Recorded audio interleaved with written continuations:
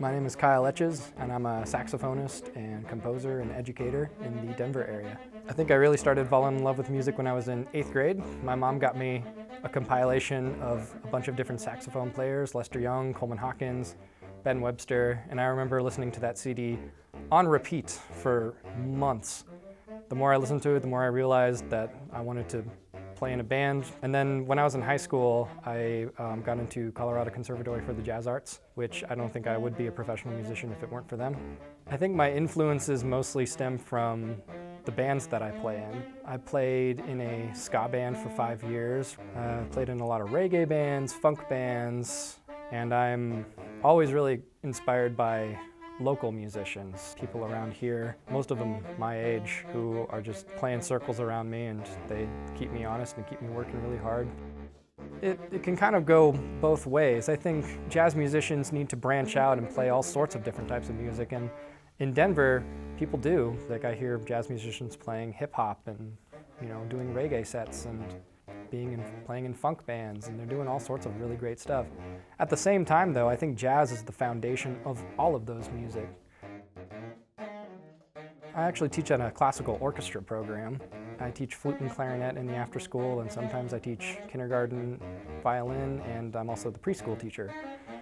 So I'm doing a lot of music throughout the day, and just trying to set them up for success and inspire them to love music in some form or another and to appreciate music. I think it's really important to connect young people with jazz because they might not get exposed to it otherwise nowadays.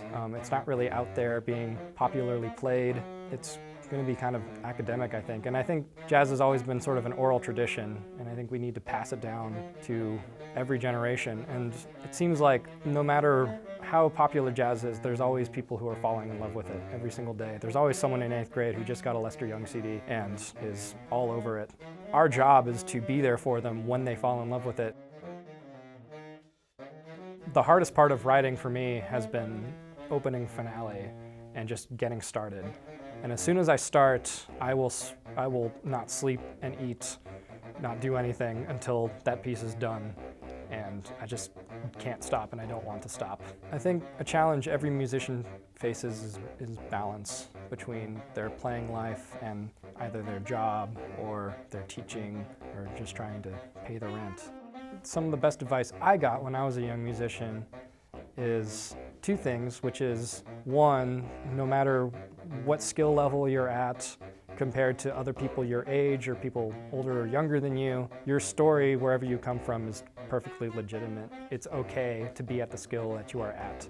And the second piece of advice I got is to always just keep going. Try to be a better musician than you were yesterday. There's a saying from Victor Wooten's book that all of his rehearsals and all of his gigs have all been practice for the gig or rehearsal that he is at right then and there.